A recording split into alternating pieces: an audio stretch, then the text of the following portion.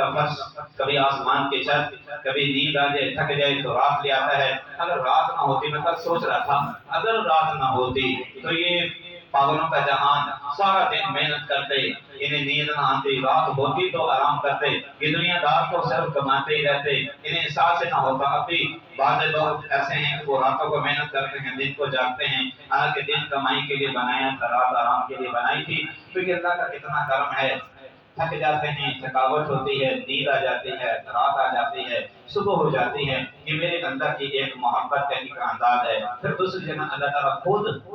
اللہ دعویٰ کرتا ہے، اے میرے بندوں میں تم سے بڑی محبت کرتا ہوں، فَبِحَقِّ عَلِيكَ مُحِبًّا، میں میرے حق کا تمہیں واسطہ، اللہ کا حق، اللہ اپنے حق کا واسطہ دیتے ہیں، اے میرے بندوں مجھے تمہیں میرے حق کا واسطہ، تم بھی مجھ سے محبت کرو۔ یہ بھی میرے رب کا ایک محبت کا انداز ہے۔ ایک اور جگہ اللہ فرماتے ہیں وَالتِّينِ وَالزَّيْتُونِ وَطُورِ سِينِينَ وَهَٰذَا الْبَلَدِ الْأَمِينِ لَقَدْ خَلَقْنَا الْإِنسَانَ فِي أَحْسَنِ تَقْوِيمٍ، ارے تجھے میں نے تو 4 قسمیں اللہ کھا کے کہتا ہے میں تیرے بڑا خوبصورت بنایا ہے، بڑا خوبصورت بنایا ہے۔ یہ بھی اللہ کی محبت کا ایک انداز ہے۔ پھر اللہ چاہتے ہیں کہ میں نے اپنے بندے کو اپنے ہاتھ سے بنایا، زمین کو بنانے کی باری آئی، اللہ نے فرمایا کن فیکون، زمین بچ جا، آسمان کھڑے ہو جا، بارشیں برسیں، سورج قائم ہو جاؤ، چاند قائم ہو جاؤ، تو بنایا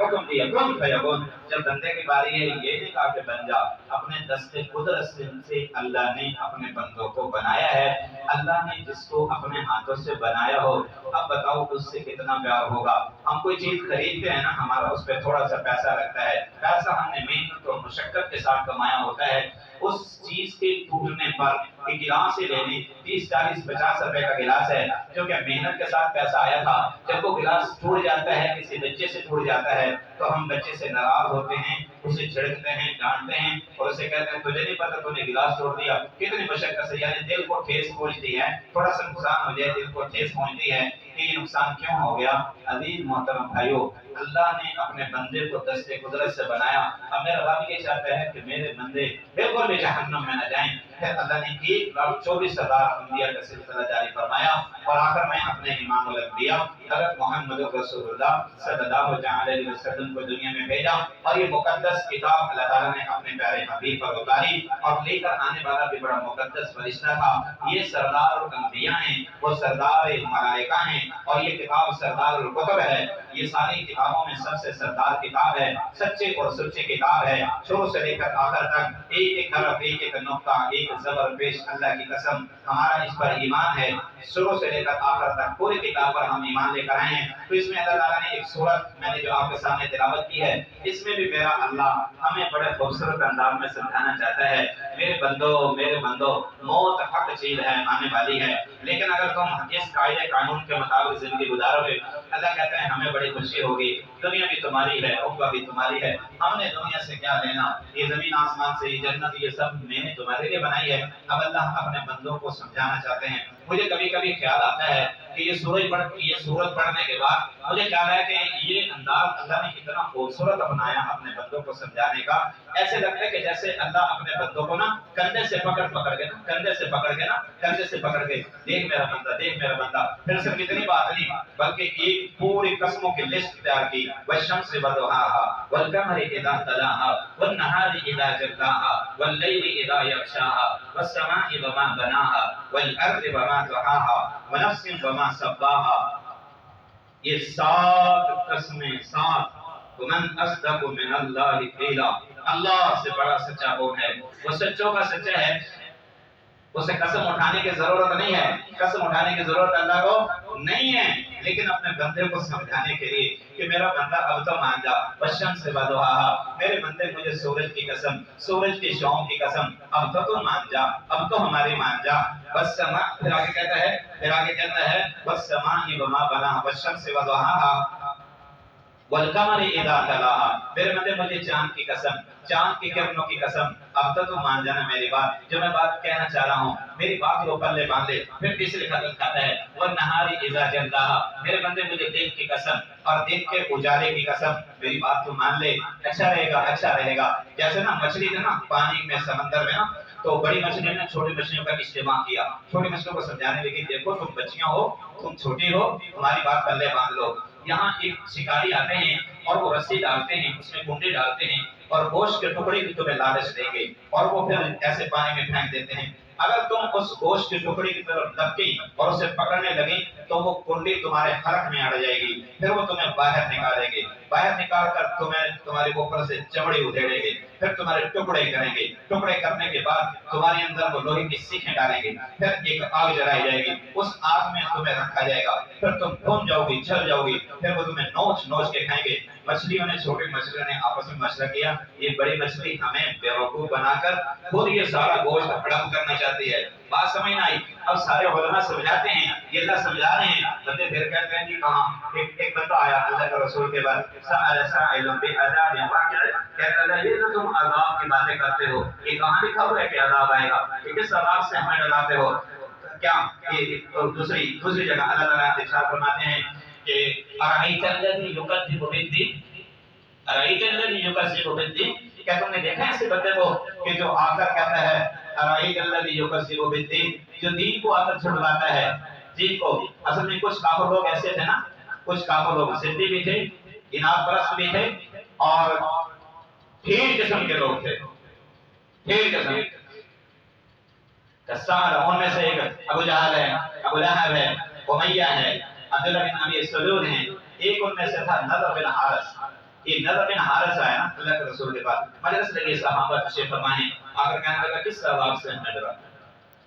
کون سے عذاب کی بات کرتے ہو؟ حضرت ہود علیہ السلام سے قوم سمود نے کہا کس عذاب کی بات کرتے ہو؟ تو کہتا ہے کہ رب عذاب لے آئے گا۔ اگر تیرا رب کر سکتے تو ہماری فرمائش پوری کرے نا، فرمایا کیا چاہتے ہو فرمائش پوری کرے؟ کہتے یہ سامنے پہاڑ دیکھ رہے ہو، یہ پہاڑ پھٹ جائے اور یہاں سے ایک اونٹنی نکلے، اونٹنے گابن ہو، سن لو، اونٹنی گابن ہو، گابن ہو، اور وہ سارے اسلام سے کہہ رہے ہیں کہ اونٹنی گابن ہو اور پھر وہ ہماری نظروں کے سامنے آ کر بچہ جنے، پھر ہم بات کو مانیں گے۔ کذب ثمود، اسی سورت کے آخر میں کذب ثمود وعاد بالأبواء إذ انبعث أشقاها فقال لهم رسول الله ناقة الله وسقياها فكذبوه فعقروها فدمدم عليهم ربهم بذنبهم فسواها ولا يخاف عقباها۔ انہوں نے کہا صالح علیہ السلام سے اونٹنے پھٹے تو سامنے دائے آئے، اونٹنی بچہ دے، تو آپ نے فرمایا پھر کیا ہوگا؟ کہیں ہم تیری بات کو مان لیں گے تو سچ کہتا ہے۔ تو حضرت صالح علیہ السلام نے اللہ کو سجدہ کیا، اللہ سے کہنے لگی یا اللہ میری قوم جھلی ہے، یہ کچھ مطالبہ کر رہی ہے، اللہ کو ان کے مطالبے کو پورا کر دے۔ یہ مطلب پہلا بٹن سنا، تیسرا کس پہ تین لگاؤں یہ چلو باہر کے پانچے بھی دو ایک چلا دو، یہ جو بھی چلا دو۔ میں نے اس سے دعا کی حضرت صالح علیہ السلام نے، تو پہاڑ پھٹا، اونٹنی باہر آئی، بچہ دیا۔ تو انہوں نے کیا کیا؟ اس بچے کو اس وقت تو باپ کو بولنا ہی، فرمایا اس کو کچھ نہ کہنا، اس بچڑے کو کچھ نہ کہنا، لیکن انہوں نے اس بچڑے کی نا ایک بدبخت نے اٹھا تو ادم پاس اشکا، تو انہوں نے کیا کیا؟ اٹھ کر اس کی پوچھے کاٹ دی، تو قدم جمع علیہم ربهم بذنبهم، میرے رب کے عذاب کا کوڑا ان پر برسا۔ تو اللہ کے نبی کے پاس وہ آ کے کہنے لگا کون سی بات کرتے ہو؟ جیسے آپ تشریف فرما تھے،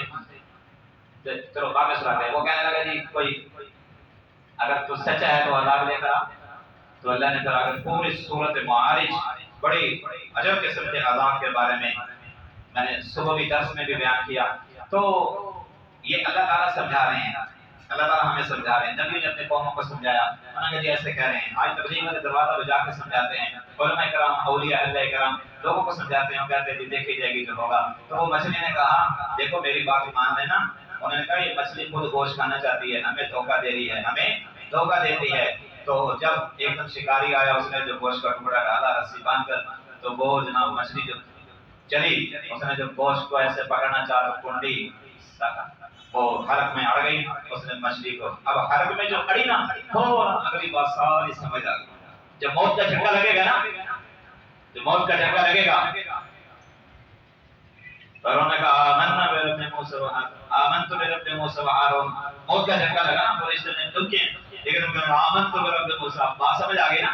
ہارون کو جب کہا نا موسیٰ علیہ السلام نے زمین سے کہا پکڑے سے، پہلے تو بات نہ مانے گا، زکات دے گا، نہیں دیتا زکات،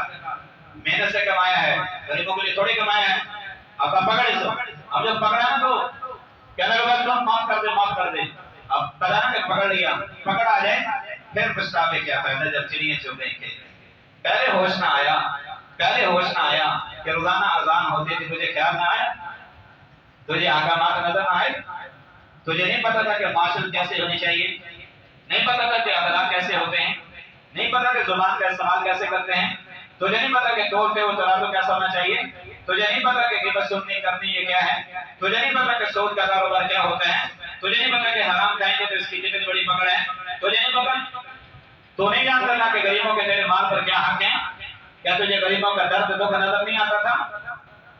ہمارے ہاں تو غریب مر جائے نا اس کے بعد جب مر جاتا ہے مرنے سے پہلے نظر نہیں آتا، ہم کہتے ہیں زندہ کی عزت کرو، مرنے کے بعد عزت کرتے ہیں اس کی، جب مر جاتے ہیں پھر ادھر سے چوری صاحب نکلتے ہیں جی کپڑ میں دوں گا، ادھر والا آئے گا کہ جی تیجے کی دے کے میں دوں گا، ادھر والا بھاگ جاتا ہے کہتے 40 کے دے کے میں دوں گا، ادھر والا آئے گا کہتے 10 کا سامان میں دوں گا، اور جھلے جب وہ غربت سے مر رہا تھا اس وقت اس کی مدد کرتا نا، جب وہ دبائی کے لیے بے لگ رہا تھا اس وقت مدد کرتا، جب وہ پریشان تھا اس وقت اس کا حال پوچھتا، جب وہ صرف رہا تھا تو انہیں پوچھا ہی نہیں ہے، جب اس کے بچے اس کے سرانے بیٹھ کے روتے تھے اور تو پیڑ بھر کے سوتا تھا تجھے اس کو خیال نہیں آیا، تجھے اپنے پڑوسی کا اس کو خیال نہیں آیا، بعد میں جا رہا ہے تو کیا ہے؟ ہمارے معاشرے میں زندہ کی عزت نہیں کرتے، مرنے کے بعد عزت کرتے ہیں، باپ کی موت سے پہلے عزت نہیں کرتے، موت کے وقت موت کے بعد عزت شروع ہو جاتی ہے، ماں کی عزت مرنے سے پہلے نہیں کرتے، مرنے کے بعد ماں کی عزت شروع کر دیتے ہیں۔ گجرا والا کا واقعہ نہیں بھلا سکتے نا، ایک غریب مجبور آدمی بابا مارکیٹ سے آٹا اٹھایا اس نے تو مارکیٹ والوں نے پکڑ لیا، کہنے لگے بابا جی تجھے مارتے ہمیں شرم آتی، تجھے شرم نہیں آتی، چہرے پہ سفید داڑھی ہے، کمر چھوٹی ہوئی ہے، بڑھاپا ہے، 50-60 سال کی عمر ہے اور تو آٹا چوری کر رہے ہیں؟ بابے کی آنکھوں میں آنسو آ گئے، کہ تمہارے اس معاشرے نے کہ زندہ کی جب قدر نہیں کرتے نا اس نے مجھے مجبور کیا آٹا چوری کرنے پر، کئی دن سے میرے بچے بھوکے ہیں، مزدوری کے لیے یہاں کھڑا ہوتا ہوں، برا سمجھ کے کوئی لے جاتا نہیں ہے، میں چوری نہ کروں تو کیا کروں؟ ہمارے ہاں یہ جو حرام کہتے چل رہے ہیں، بچیاں جو نیلام ہوتی ہیں اور عزت کو اپنی کو کسی عورت کا دل نہیں کرتا کہ وہ اپنی عزت کو نیلام کرے، جب کی وجہ سے کلی میں فیصلہ نہیں کر سکتے، کچھ چند ایک ہوتی بھی ہوں گی جن کے اندر سے حیا اڑ جاتی ہے کہ جن کی غیرت مر جاتی ہے، لیکن اکثر و بیشتر ایسا نہیں ہوتا، جب بھی بازار حسن قائم ہوا ہے غربت کی وجہ سے قائم ہوا ہے، جب بھی بچی بکی ہے غربت کے ہاتھوں بکی ہے، اور ہمارے معاشرے کا مؤثر پہلے سب کا نمازی اسے نہ بچیوں کا غریب باپ کی بچیوں کا دکھ نظر آتا ہے، نہ ان کی ڈھلتی ہوئی جوانی نظر آتی ہے، نہ ان کے گھر کے چولہے بولے نظر آتے ہیں، ہمارا تو معاشرے کے پورے کے پوری ستیہ ناش ہو گیا، کیا کریں، کس موضوع پہ بیان کریں، اس سورج کو مکمل کروں یا اس موضوع کو آگے لے کے جاؤں؟ اس لیے محترم بھائیوں اپنے معاشرے کو مستحکم بنائیں، ہم اپنے کردار کو خوبصورت بنائیں، ہم اپنے اخلاق کو اچھا بنائیں، ہم اپنے اندر احساس اور ضمیر کو اپنے کو میں آپ جگانے کی کوشش کریں، کسی کے کام آنا سیکھیں، کسی کو دکھ جان دیں، تو اللہ کہہ رہا ہے وَالنَّهَارِ إِذَا جَلَّاهَا، اے میرے بندے مجھے دین کی قسم، دین کے اجالے کی قسم، دین میں تیری محنت کرتا ہوں، میری بات کو مان لے، وَاللَّيْلِ إِذَا يَغْشَاهَا، میرے بندے مجھے رات کی قسم اور رات کے چھا جانے کی قسم، میں تجھے پکڑ کے کہتا ہوں کہ بعد آ جا، بندہ بن جا، میری بات قبول کر لے جو میں آگے کہنا چاہتا ہوں۔ یہ 4 قسمیں، اگلی 3 قسموں میں اللہ نے خود اپنے آپ کو شریک کیا، اللہ کہتا ہے وَالسَّمَاءِ وَمَا بَنَاهَا، اے میرے بندے مجھے آسمان کی قسم، آسمانوں کے بنانے والا اللہ میں صادق کی قسم کرتا ہوں، دیکھ میری بات قبول کر لے، وَالْأَرْضِ وَمَا طَحَاهَا، اے میرے بندے مجھے زمینوں کی قسم، زمینوں کا بنانے والا میں اللہ اپنی قسم کھاتا ہوں، دیکھ میری بات مان لے، پھر 7ویں قسم کھاتا ہے وَنَفْسٍ وَمَا سَوَّاهَا، اے میرے بندے مجھے تیری قسم، مجھے تیری قسم، میں تیری قسم کھاتا ہوں۔ ہمیں حکم ہے کہ صرف اللہ کی قسم کھائیں، اللہ کے غیر کی قسم کھانا شرک ہے، من اقسم لغیر اللہ، کہ جس نے اللہ کے غیر کی قسم کھائی فقد اشرک، اس نے شرک کیا۔ نہ نبی کی قسم کھانے کی اجازت ہے، نہ قرآن کی قسم کھانے کی اجازت ہے، نہ کسی کے سر پہ ہاتھ رکھ کے قسم کھانے کی اجازت ہے، نہ کسی کی ماں باپ کی قسم کھانے کی ضرورت ہے۔ یہ قسمیں نہیں ہوتی. اور یہ قسم کھانا غیر اللہ کی، میں اگر تفسیر پڑھ رہا تھا مولانا سرفراز صدر صاحب رحمۃ اللہ تعالیٰ کی کتاب الجنان، انہوں نے اسی تفسیر میں لکھا کہ غیر اللہ کی قسم کھانا شرک ہے. ہمیں حکم ہے کہ صرف اللہ کی قسم کھائیں اگر ضرورت پڑے، اگر نہ قسم نہ کھائیں. زیادہ قسمیں وہ کھاتا ہے جو زیادہ جھوٹا ہوتا ہے، اور جو جھوٹی قسم کھاتا ہے ہمارے ہاں تو پتہ ہی نہیں ہے نا کہ قسم کا کفارہ کیا ہے. جو آدمی جھوٹی قسم کھائے، یہ اپنی قسم کو پورا نہ کرے اور قسم کو توڑ دیتا ہے، اس پر جو کفارہ بنتا ہے کہ وہ 3 دن کے روزے رکھے مسلسل. اگر روزے نہیں رکھ سکتا وہ 10 مسکین آدمیوں کو کھانا کھلائے. اگر وہ 10 آدمیوں کو کھانا نہیں کھلا سکتا تو 10 غریب مسکین آدمیوں کو کپڑے لے کر دے، 2 وقت کا کھانا کھلائے یا انہیں کپڑے لے کر دے. یہ 3 کفارے بیان کیے گئے ہیں. لیکن ہمارے ہاں صبح سے شام تک چھوٹی قسمیں کرتے ہیں، اس کا احساس نہیں ہوتا کہ قسم کھانی چاہیے کہ مسلمان کو تو قسم سے ڈرتے ہیں. اما عائشہ صدیقہ میرے نبی کی پیاری بیوی، جس سے آپ نے بڑا پیار کیا، جس کے لیے اللہ نے سورہ نور اتاری، جس کی صفائیاں اللہ کا قرآن دیتا ہے، جو ہماری امہات المؤمنین ہے، وہ فرماتی ہیں انہوں نے قسم کھائی، قسم، اور قسم جب توڑی نا اس کا کفارہ دیا، اور جب وہ قسم یاد آتی تھی پھر کفارہ دیتی تھی، پھر رویا کرتی تھی، اتنا روتی تھی کہ یہ میں نے کیا کر لیا، یہ میں نے کیا. ہمیں تو پرواہ ہی نہیں ہے صبح سے شام تک چھوٹی قسموں کا پھر کچھ نہیں کیا. اللہ ہمیں سمجھ